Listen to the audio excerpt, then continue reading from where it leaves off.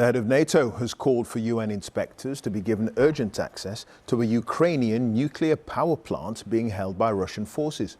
Jens Stoltenberg says the seizure of the Zaporizhzhia site, which is Europe's largest nuclear power facility, posed a serious threat to Ukraine and neighbouring countries. Moscow and Kiev have blamed each other for recent shelling in the area in southern Ukraine, which Russia seized early in the war. Here's our Ukraine correspondent, James Waterhouse.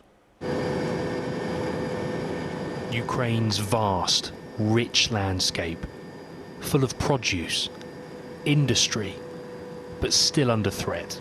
We're being taken to see preparations for a worst-case scenario.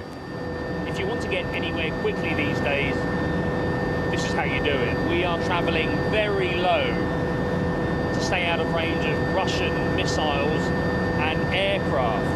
And you get a real sense of just how vast this country is. In Zaporizhzhia, they're training for a crisis which some fear could be more serious than the Chernobyl nuclear disaster, the worst ever.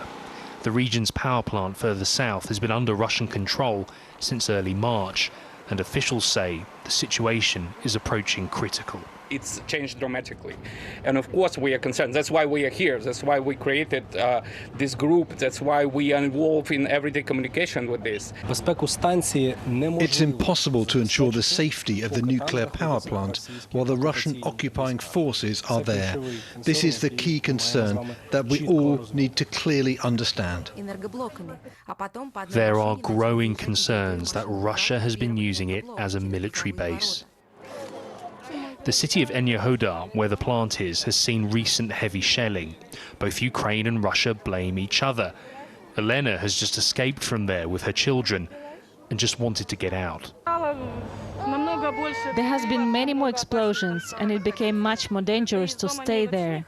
I didn't want to leave home, but when it became unbearable, I had no other choice. The NATO alliance is the latest voice to call for international inspectors to be let into the plant.